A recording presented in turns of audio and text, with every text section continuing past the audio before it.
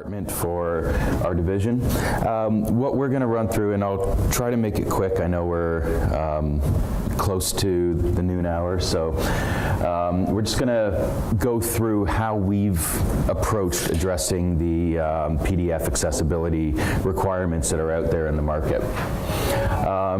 We've had a long history in high volume customer statements, specifically the drivers there moving away from paper, and the reason being speed for delivery, not having to do mailings.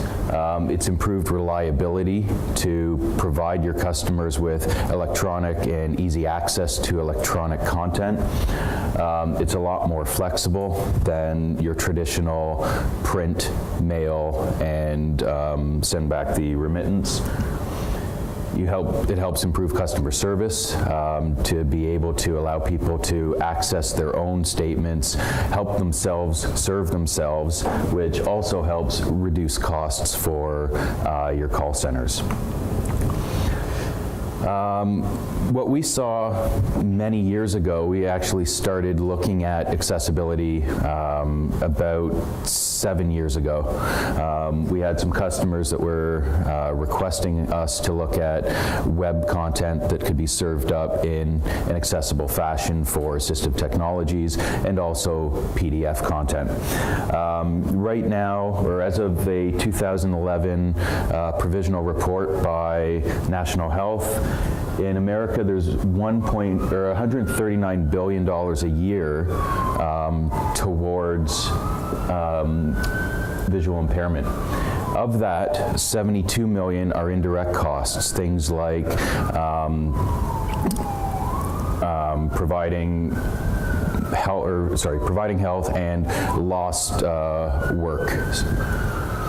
Almost 19% of Americans have a disability, according to this study, and 21.2 million Americans are experiencing vision loss.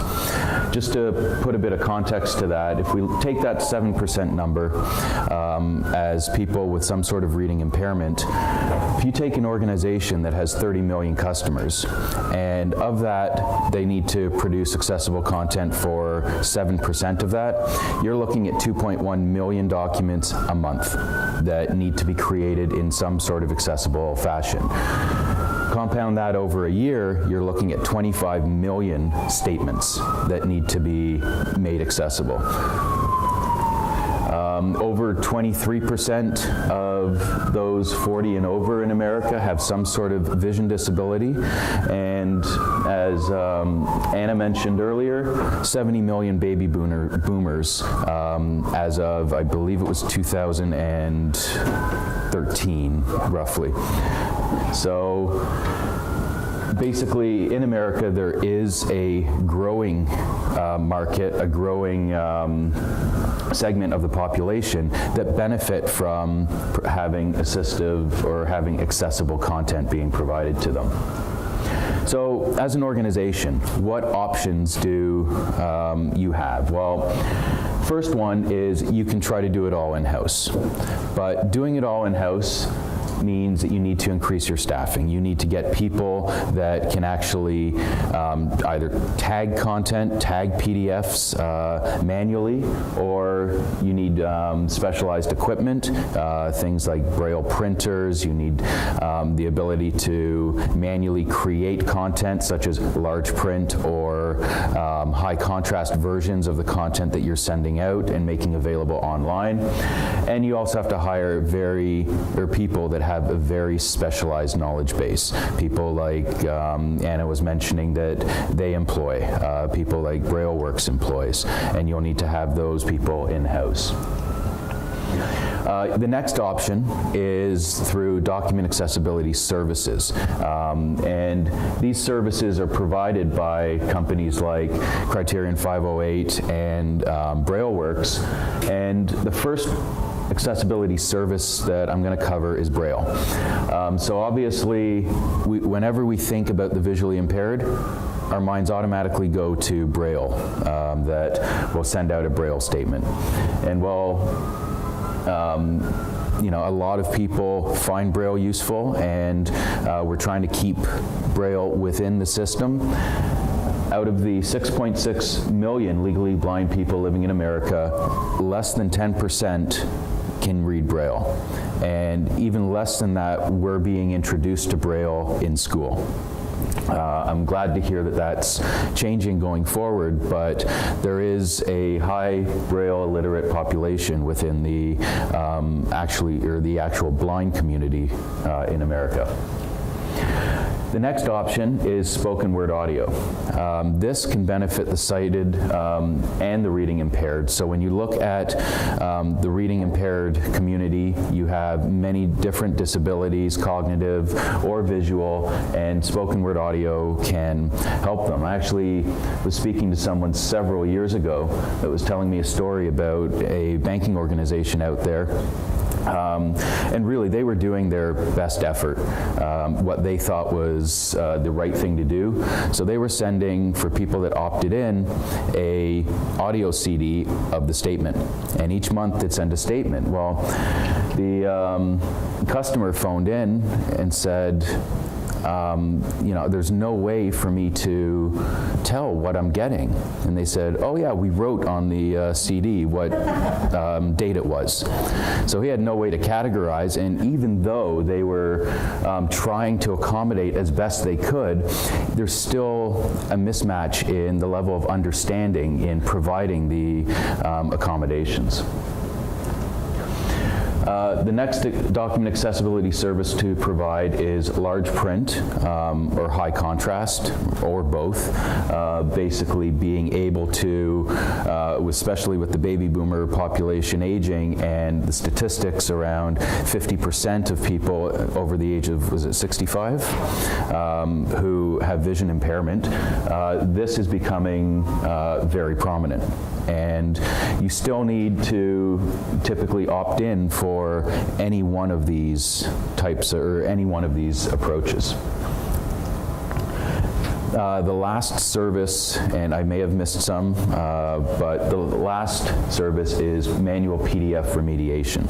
So this is what Shannon was talking about earlier, where you would actually take a document, you would open it up in Acrobat Pro, and you would start manually adding alternate text, applying a reading order, applying language specifications, defining your tables, and that can actually get very expensive very quickly when you're doing it on a manual basis, on a per-page basis. Go back to this 2.1 million statements a month. Even if it was a fraction of that, it would get very expensive on PDF remediation. It's really good for small batches. If you have something that is for example, a prospectus, a stock prospectus, and you're producing that once a month, but that's one statement for millions of people, then it's worthwhile going through this process. And another good aspect of it is it's a focus on usability, like Shannon was saying, not just on conforming to, say, the PDF UA spec. You're actually looking at the statement and trying to make it as usable as possible. So Actuate has been in, our group of Actuate has been in high volume documents for over 30 years. Things that would typically get sent to a printer, mailed out on a monthly or annual basis. So we're talking about high volume transactional output. That's sort of the lingo within the print community of high volume statements. And what those are things that are generated by software automatically based on templates, or runs once a month or once a day or even once a year. It's basically just taking a whole bunch of data that exists in databases or transactional systems and just throwing it in a template, making some conditional logic that is creating your telephone statement, your banking statement, your credit card statement, etc. What we don't focus on, almost as important, are those create once and use many types. It's not desktop publishing that we do. That still either needs a manual remediation, or you need to take into account when you're creating it in Word or any other software, you have to keep accessibility in mind, apply your alternate text, and ensure that those types of documents can be read aloud. Additionally, we do not look at scanned documents. The automated remediation of a scanned document is really at the mercy of the OCR, or the optical character recognition software, so we try to stay away from that. And just to give you an example, these are the types of documents that we focus on. So it's really to provide a solution to address the highest volumes of statements that you're creating in a cost-effective manner. So as I mentioned, over 30 years in transforming, we saw a need for the automated remediation of content based on some feedback from customers and looking at the market. And one thing that we promote to anybody that will listen is the inclusionary design of your communications to your customer base. So to ensure that every communication that goes out is an accessible communication that customers will not need to raise their hands or opt in for. And to do that, we saw two approaches that Actuate could help the community in solving. First one is accessibility at the document creation time, or even the design time. So what you need, or one of the reasons for this, you have existing knowledge at that point of how the document should be experienced. The author knows that I'm putting this here for this reason, and they can apply the correct reading order, alternate text, etc. You have access to the raw data for graphical representations. Think back to the SF Wealth credit card statement and that pie chart. If after the fact you're going in and trying to add alternate text, well, you would have to sit there and read it and write it out. But if you have access to that data, and that data doesn't exist anywhere else on the statement, then you can actually create the alternate text when you're doing the creation of the content.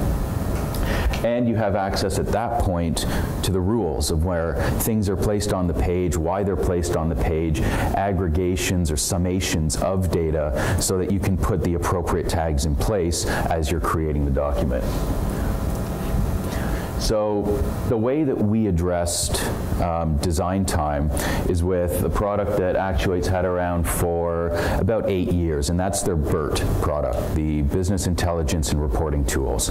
And when our division was acquired about 4.5 years ago, we weren't in the composition space to create this correspondence. We were in the space of transforming it because it was already created, and we got very excited when we saw BERT because it was a way for us to create content for our customers, not just transform created content. And the first thing that we said is we got to get accessible content into BERT, the ability to create or emit accessible PDFs out of BERT. So in that approach, if you look at other systems, there's a lot of manual coding, a lot of manual configuration. And our premise has always been ease of use in order to either design or transform, get rid of custom coding. So we put emphasis on having this highly graphical experience to enable the tagging within BERT. And to do that, we have the ability to define lists, headings, tables, alternate text, language, reading order, and we can do it, as I mentioned earlier, by actually getting the data at design time or creation time and putting the appropriate alternate text. So for the design time, some of the pros there, you have underlying structure or knowledge of the structure of the document. You don't need to infer or apply context and guess what the author actually meant when they put a particular piece of content in a particular place on the page. You also have knowledge of the graphics and charts, so you can actually get the data at that time. And it doesn't require somebody post-process to infer the purpose of the document and the purpose of the structure of the document. Some of the drawbacks of doing it at design time, you have, with a lot of the organizations that we work with, you have multiple people responsible, some of them just for a particular section of a statement. And there's, in some cases, we've come across documents, 250-page Word files that explain exactly the structure that this company uses for each section that goes into a statement and the conditions behind it. Now, not one person would be responsible for creating all that content. It works for new documents being created. So this is a solution that you might put in, but if you're providing 13 months of statements to your customer base, or even push that out 2 years, 3 years, it only works on a going forward. You still need to somehow provide content that's accessible to the archived statements of record that you're providing up through your website or your web portal. It requires a usability expert or input, so once again, either you need to outsource to a third party, you need to hire somebody in, and I would recommend this though for every organization that is creating high volume correspondence. Bring in an expert to your design environment, have them look at the usability of what correspondence you're sending out, and not to leave that for post-process. And last, it requires a change to the design template if there's a change in design, obviously. You can't look at it post-process and say, okay, the design's changed, I'll have some rules here that will accommodate for that and accommodate for the previous versions that were done automatically. So that's a template change. So right now, I'm going to pass it over to Will, and Will's going to go through and show you what the BERT environment looks like for creating accessible content. Thank you, Jeff.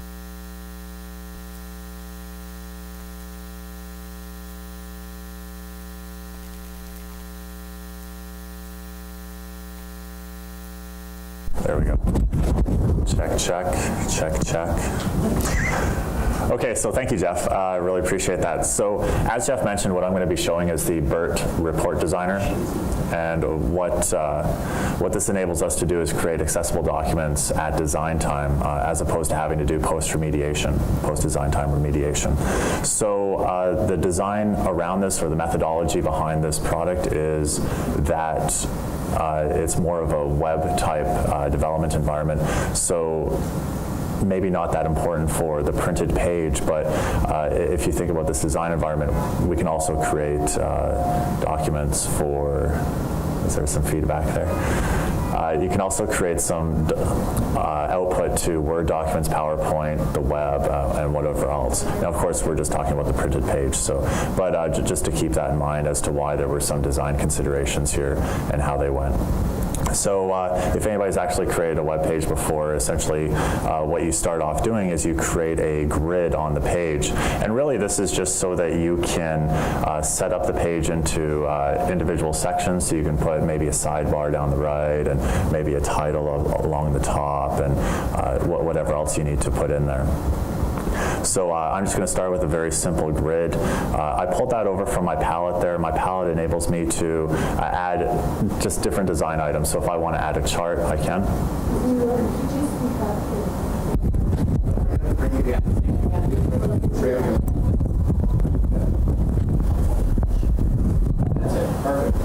Check, check, check, check. Okay. So again, just to... I'm sorry? Are we good? Okay. So just to continue again, sorry, the palette here on the left is really just to add just different design elements to the page. So if you're looking at charts, if you're looking, well, you already saw the grid, but different images and whatever else, that's where you would bring all this stuff over from. So I'm just going to bring over some text here first. So on the second tab here is our Data Explorer, and our Data Explorer enables us to go out to different sources for data. In this particular case, I'm just going out to a database, but we can go out to Salesforce, we can go out to flat files, XML files, whatever you need, really. Again, I'm just going out to a database, and I have about 10 tables in there. Just because this is supposed to be a very quick demo, I'm just going to be pulling from a couple different tables here. One is going to be the customer info, so I'm going to drag in the account number of that person and their name. So just dragging and dropping onto the palette as I see fit. I've already created this charges label here, and I'm just going to put the charges table down here after merging these cells.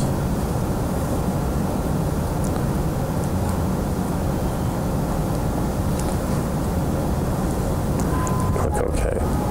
So as you go through this, obviously, you would put more elements on this page, but if I just wanted to just create a very simple statement here, I'm just going to stick with the name and some charges itself. Of course, we have the ability to change the font on the output here. If you want to use a different font, maybe you want to put something as bold or whatever else. So I'm just going to do that there. And I'm going to make this background color gray, just to make it a little prettier. So all I'm really doing right now is just creating a statement, but I'm not actually changing any of the elements and saying, hey, this is what needs to happen for accessibility or whatever else. So I'm just going to right-click on the background here. I'm just going to go into the properties. So what the properties enable me to do is actually set those individual tags on the levels. If I want to set headers, I can do that. If I want to set alternate text on images, I do that here as well. As far as ordering is concerned, essentially how this is going to work is top to bottom. So if I just drag this over here and make some room, you can see here what's going to get read first, second, third, fourth, and then of course the table itself. This text here, if I want to change this to a header, I simply just need to change the tag type to H1. If I want to add some alternate text, I can do so as well, but that should be good. So I'm just going to keep the reading order as the default here. I'm going to save this, and now when I run this, I'm going to view an accessible PDF, hopefully. Just to keep in mind, this little web page here is just on the front end. We use our stuff to create our own samples as well, so the sample data is actually for a large statement run, which you'll see a bit later, but that's kind of why this web page is here. It's not here to confuse you. So if I open this up, this is the statement that I just created. You didn't see me put that image on there. That was kind of in the background there. But we can see the account number, Sam Shi, and then the transactions themselves. Again, you wouldn't actually know that this is accessible until I go into the tagging order or into the tree itself. But we can see how the reading order is played out here and that this has been labeled as a table. So just to show you the power of this, obviously that's a very simple statement. You're not going to mail that out to your customers, or hopefully you won't. But I'm going to go into this sample that we've pre-built. Again, if I went into the accessibility properties, there's going to be a lot more stuff here for the ordering and whatever else. But when I run this, and view it as PDF. I'm going to get this front web page again, and I'm just going to generate Sam's statement here. And if I open it up, you'll see something that you've seen quite a few times today during our presentations, which is our SFL statement. Only it's not just a PDF, it's actually an accessible PDF with tag ordering and a tag tree itself. That kind of finishes my demo on the design time aspect of this. I'm going to pass this back over to Jeff, who will talk about other options.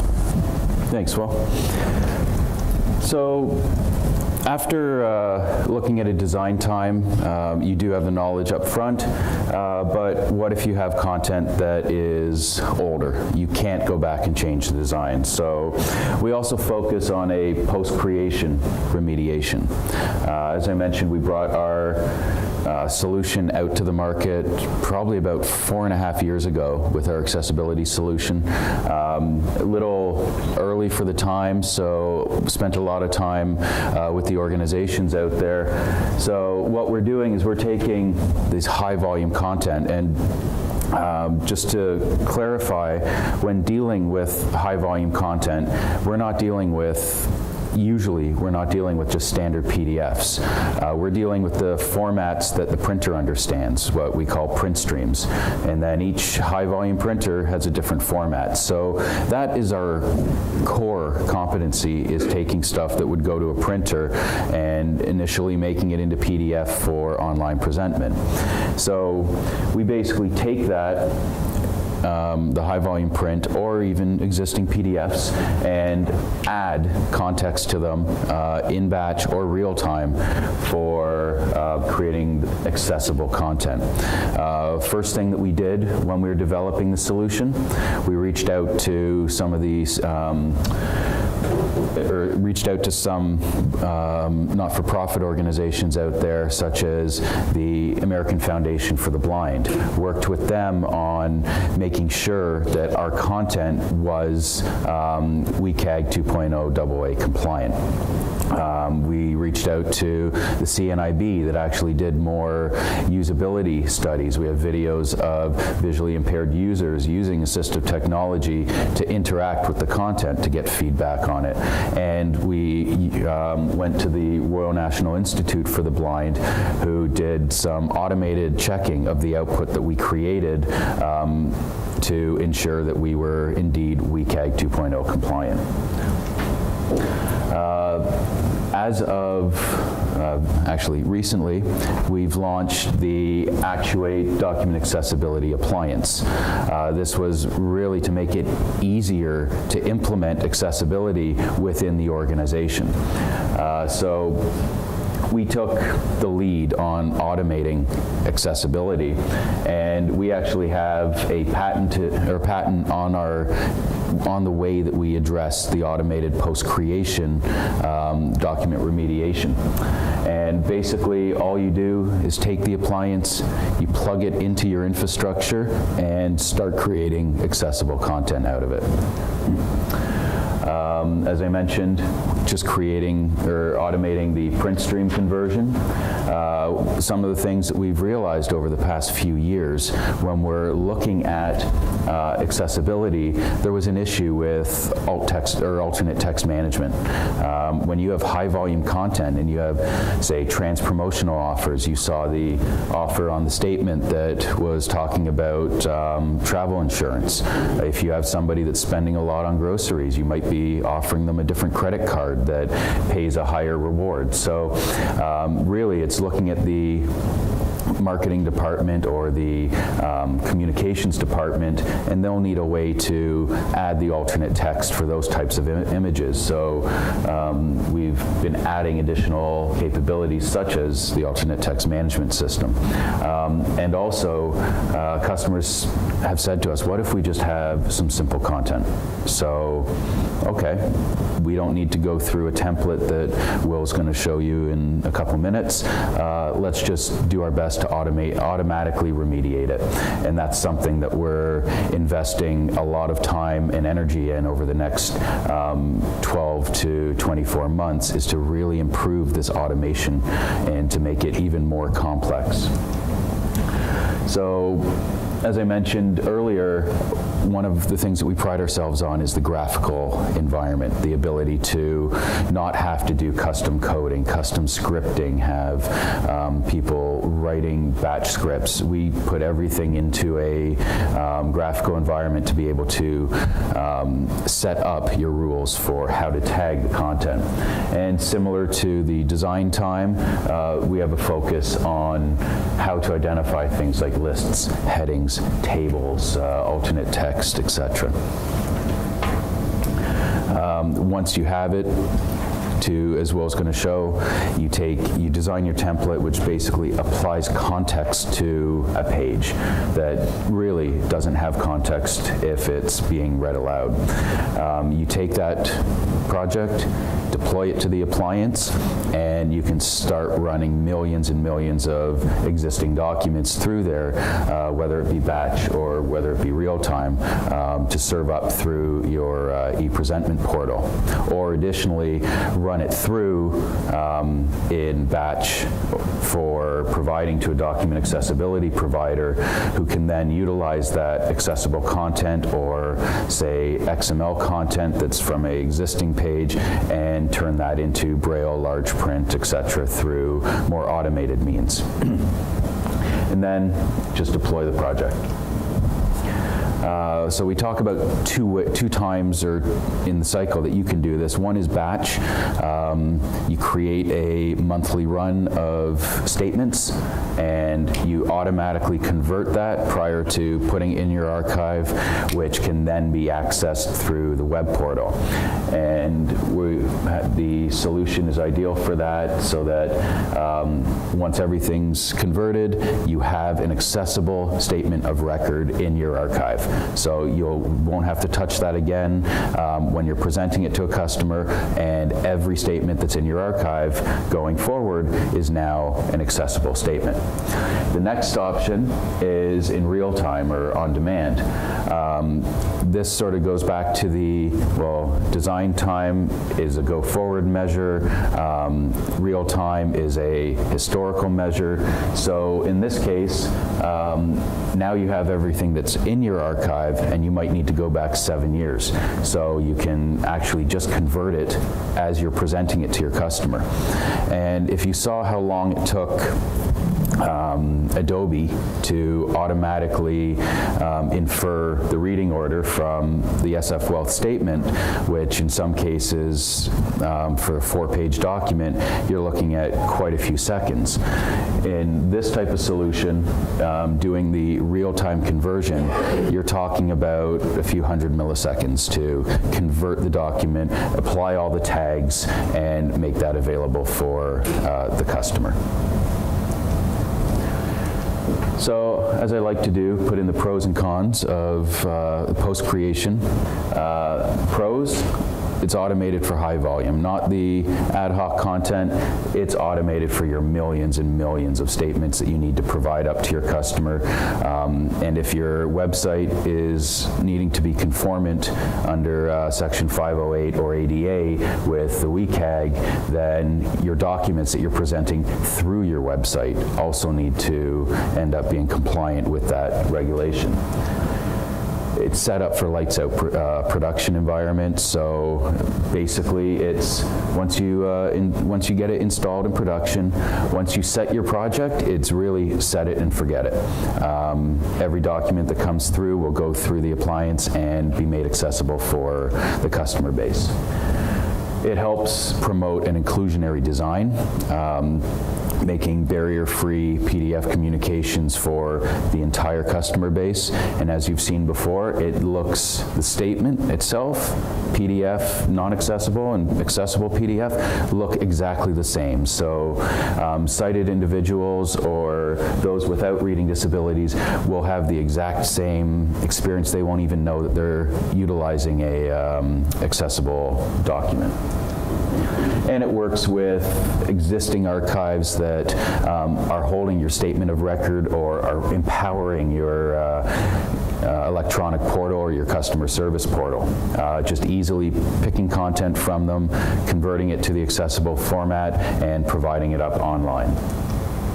Some of the cons: you still need an accessibility expert, or you still need a third-party organization to help you design the template. And the reason that we promote that is it's easy, and basically we've gone through it many times. Mark up a statement and say, here you go. Shannon takes a look at it and says, you didn't infer the right information here. You need somebody that has a usability background and understands what the correct tagging structure would be to help you implement accessible communications. It's not ideal, as I mentioned earlier, for ad hoc content. So the things that you would create in Microsoft Word and publish to your entire customer base, it's not designed for that. You would probably engage with a document accessibility services provider, such as BrailleWorks, yes. So, actually, that's all the cons? Wow. All right, so I'm going to hand this back over to Will, and he's going to show you our document accessibility appliance. Will? Thank you, Jeff. I think this transition went a lot better than last time, so just to bring that to everybody's attention. So as Jeff mentioned, what I'm going to be showing is how to remediate documents after they've been created, so post-composition, if you will. I'm going to open up this statement again. You guys should be very familiar with this by now. It was in our last example, and it was also littered throughout Shannon's presentation as well. So if I look at this, this is a very simple banking statement. We'd like to show this one because it's very indicative or very good at showing our technology. It's created by a template, obviously. It's something that can be created 1 million times, or 2 million or 10 million times. There's a lot of static data on it because it's a template, but then there's also a lot of dynamic data as well. So statement information, account activity summary, credit summary. There's the account number is obviously going to change, the date's going to change, whatever else. This little logo here is going to change as well. And if I go down to the third page here, we're going to see some transactions, so payments. Obviously, if you make more payments, the table's going to grow. If you make less payments, maybe the payments table doesn't even exist. And if you make more or less charges, the table's going to grow and shrink. So we like to show this again just because this is something that's how our technology was built and what it was built for specifically. So if I look at this and if I go into the tag tree, there are no tags available, and Lou already went through a demonstration of what exactly is going to happen here. If you get Adobe to mark this up automatically, you're going to get image 2 or whatever it said for the SF Wealth logo. It's not necessarily going to go through the entire statement correctly, top left to bottom right, left, and it's just going to go through maybe statement information, contact us, account number, customer service, and so on. So ultimately what we want to get to is the accessible document that Lou showed you. Again, looks exactly the same, but if I go into the tag tree here, or the tag structure, I can see how the reading order is going to be set up.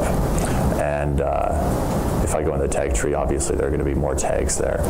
So ultimately, that's where we want to get to. So as Jeff mentioned, what I'm going to do is I'm going to create a template that enables you to basically throw documents at us, and assuming that they're of a certain type, we'll apply a template to it and it'll make it accessible. So to do that, I'm going to use the Process Designer here. Just to let you guys know, this product has been around for quite a few years, so there are things outside of accessibility within this. It was just a logical fit for us to move into accessibility. So we've been doing a lot of document transformation, mining content off the page, manipulating documents as they roll through our technology in the past. And because we're already being able to do all of that, adding accessibility was just really just adding in a couple extra components. So as our technology works, we have parsers, we have generators. Parsers basically break down the document into our own internal format. Generators generate a document in another format. In this particular case, I'm going from PDF to PDF, but this could easily be AFP to PDF, or metacode to PDF, or line data to PDF, or really whatever you need. Just to dive a little bit deeper here and talk about the parser a bit more. Essentially what the parser does, like I mentioned, is it breaks it down into our own internal format. So our own internal format includes words, images, any forms that are on there, and so on. So this page has 272 words on it. Each of these words has some data associated with it, font information, XY coordinates on the page, whether it's double byte or single byte. Basically everything you need to know about that text, so you know how to recompose it on the page when we generate a document. I can also tell you that there are 5 forms, mostly for all these images here, and there are 37 vector graphics, all these little lines and whatever else. I go over this mostly just to show you our internal format includes everything, and if it's in our own internal format, you can mark it up as you want. So if you really wanted to get crazy and mark up all these little lines and add alternate text around them, you could. Of course you wouldn't, you'll just artifact them, but if you wanted to, you could.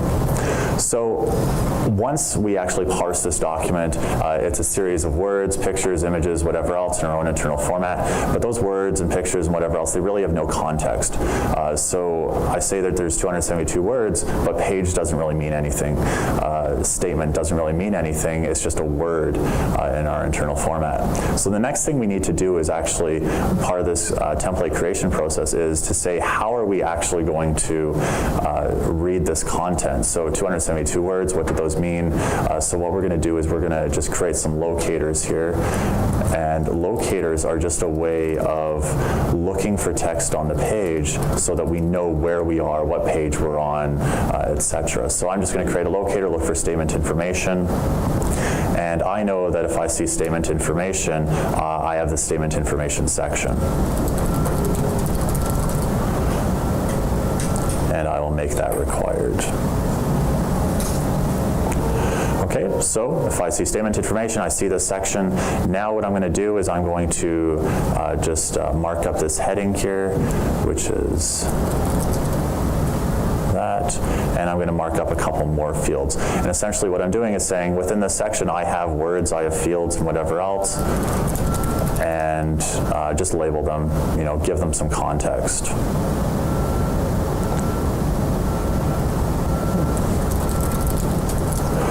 So as I'm doing this, I can just quickly make sure that this is actually working correctly down here in the bottom left. If I'm actually able to pull out this text appropriately, I can mark it up appropriately. So I am finding statement information, I am finding the account number, and I am finding the statement date. So I can just quickly test as I'm developing without actually running it. If I go over to the third page, so this stuff is relatively simple, right? Statement information, I know that underneath there's probably going to be 3 lines, and that's really not going to change. But the locators are a little bit more powerful than that. We talked about these payments tables, and payments can obviously grow and shrink as more payments are made. So essentially what we've done here is, no problem. If I go up to the locators here, essentially what I'm going to do is I'm going to say create 2 locators, look for payments, look for interest charge, and I don't know everything in between those 2 fields is a table. So that's kind of how we work with the way things move around on the page. So again, if I just go in the table here and I look at positioning, I have payments and interest charge, the table's going to fall in between that. Okay. Now I'm not going to go through the entire statement, marking it up. It's supposed to be a quick demo. But the next thing we want to do is, now that we've broken down the document, created our own internal format, we've given some context to the things on the page. Now what I'm going to do is I'm going to go into the page markup, and what the page markup enables me to do is to actually add those accessibility features.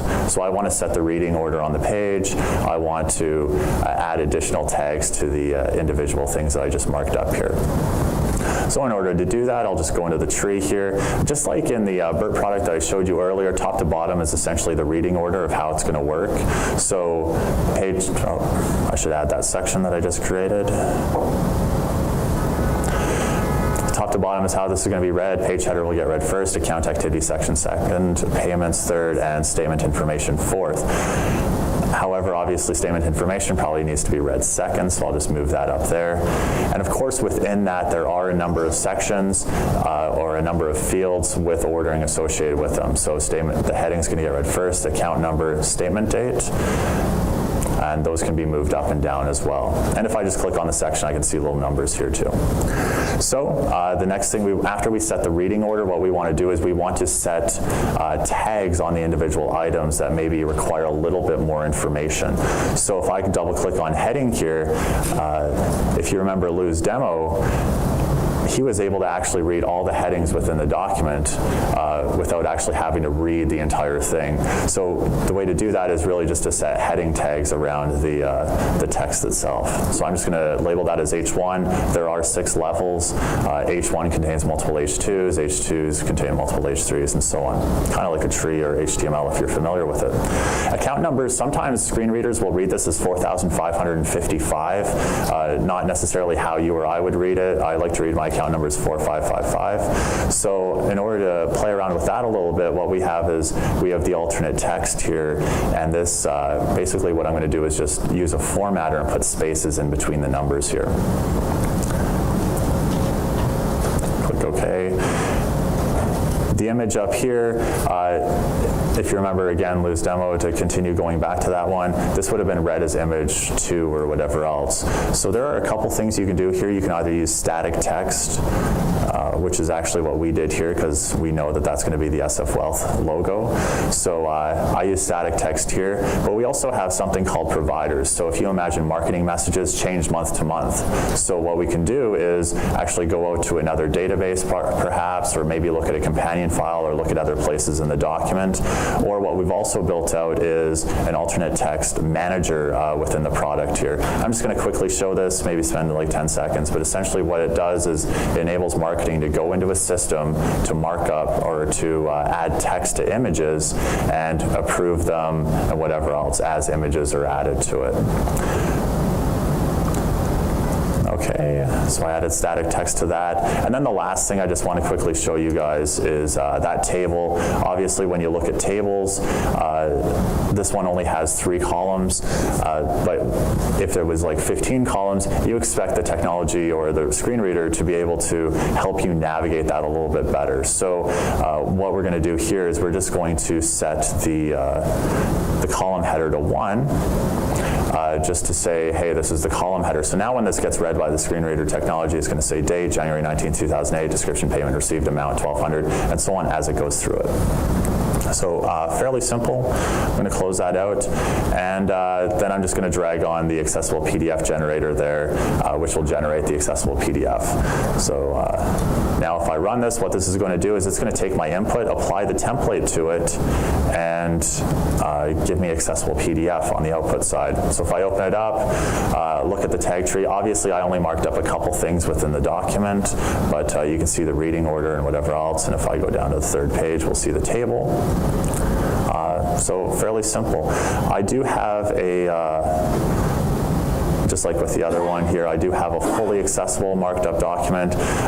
It's basically the exact same steps. You have more locators, obviously, because you have more sections, and you have more sections to actually give ordering to. And of course, if I opened up the page markup, that would show that as well. So if I apply that template to the PDF now and open that up, we'll see the accessible PDF that you saw earlier, which has everything marked up. Okay, so I'm going to... Just a question, Will, how long did that take on your laptop? I'm sorry, the actual runtime or the... To convert a document. Yeah, so the runtime is fairly quick. This one took 498 milliseconds on my laptop, so obviously this could be run in batch, so sometimes people are a little concerned about performance and saying, hey, like I want to apply this to all my documents as I'm loading into the repository, but we do have customers that are doing this on the fly, so if you go to your banking portal, download your statement, we're actually pulling the AFP out, applying the template to it, and creating accessible PDF. Pretty much invisible to user. I mean, 498 milliseconds on a laptop is pretty quick. Yes? A lot of my clients are dealing with responsive design for mobile and tablet use of mobile apps. Is this compatible with it? Basically, right now, this is just for desktop. It's the background behind all of our technology is Java. I can tell you one way that we are going, one direction that we're going over the coming years is to move away from this thick client design environment into more of a thin client design. Obviously, with the field technology, that's quite a bit of effort, but the web technologies are really to a point now where it is possible to move this within. And Will, No, I was actually curious about the dynamically tagging the pie chart and how might you go about doing something like that. Yeah, that's a good question. In this particular case, because it's a demo, I'm just putting static text against it. But we would use that provider that I showed you, which could go out to a database or look at other places in the statement. Because really, I mean, we can't really, look at the section of a pie chart and say, hey, this is 22% and it's equal to this. You have to marry the different categories with the colors and bring that all together. So typically we would need the data go into a database, or that particular pie chart, the data is in the statement as well. We could easily go out to that as well. So that's a good question. And looks like for a complex statement like this, there's a lot of work that needs to go into creating a template. What about for simple things like letters? Wow, Jeff, that's really surprising. I can't believe you brought this up. Within the appliance that Jeff mentioned earlier, what that actually does include, I should have turned on my, what that actually includes is something that we're working on in heavy development, and basically what it is creating an automated PDF remediation tool using algorithms to look at how the statement was built, the location of things on the page, and so on, so that you can do simple documents. So if I choose a file here, this is just a really simple document here, and just add it in. This will mark it up based on the logic that we've built in and we're working on. So I put this in, it did it relatively quickly, and if I go into this tag results, I can see that 10 tags were created. And if I go and actually save this and open it up within Adobe, here's the document, and we can actually see those tags as well as they were added. So that's being worked on. Thank you for bringing that up, Jeff, though I wasn't prepared at all. Thank you for showing it, Will. So we've looked at the design time or document creation time, or PDF accessibility tagging. We've looked at the remediation. What I want to cover is a quick use case or a quick customer story. One of our customers, a major U.S. organization in financial services, implemented our PDF accessibility solution, and they were facing challenges as we spoke about the litigious nature in the US. They were facing challenges of not wanting to, or to avoid lawsuits that other institutions had recently been fined with. So they came to us, and they also wanted to provide accessible content to their entire customer base. They wanted to implement a inclusionary design and barrier-free access to their statements. Additionally, as mentioned earlier with by Shannon and BrailleWorks, they also wanted to leverage the ability to reduce some of the costs. So reduce some of the costs associated with manual remediation, and reduce some of the costs associated with the number of Braille documents or large print documents through customers self-servicing with tagged PDFs, but also to reduce the costs associated with those Braille and large print service requests to the document accessibility services provider. So they implemented the Actuate PDF Accessibility Solution, and some of the benefits behind that, they were able to not just do their current statements going forward, which would have been the solution had they implemented design time, but they were able to access going forward, plus all their historical content. If a customer service rep needed to go out and pull somebody's statement, it didn't matter whether they were pulling it for a sighted individual or a reading impaired individual. They'd just always get that. It brought them into compliance with WCAG-2 and compliance with the ADA, the Americans with Disabilities Act, and this was prior to the anticipated amendments that are going in, which are really stricter on the content that is presented through a website. and they had some performance requirements. I believe it was the requirement in the implementation was they needed to do 20 transactions per second concurrently, and we went in there, put in our solution, and out of the box able to do 32 concurrent transactions to keep up with their e-presentment system as well as scale as their users increase. So in summary, document accessibility services are very important to the organizations and to the market, required for customers who request alternate formats, required for customers who have individual documents or small volumes of documents that it doesn't make sense to automate or create a complex template to apply the context to the document, providing large print, high contrast services, and Braille, which will always be required. We have a saying in our business is print is dead, long live print.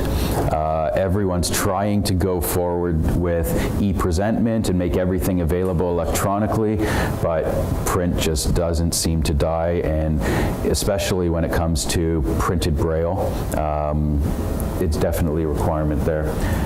And you're dealing with industry experts who can guide you through the process of making your content usable, helping you to understand what a properly tagged document is, and to help comply to WCAG 2.0 standards. For our solution, once again, for all the high volume, it's imperative if you're trying to implement an inclusionary practice through your web presentment system that you make all of your content accessible. And you can ask any of the document accessibility providers, if I were to give you 2 million PDF documents a month, can you turn that around? And I don't know if all of them together combined can get that done in a reasonable time frame. So it's really for the high volume accessible content creation. We are the first, and right now I haven't seen any comparable products on the market that can do this for the high volumes of content. So I think I just covered the first point. Basically, that's the Actuate approach. So I know we're over a bit, but are there any questions on the Actuate solution?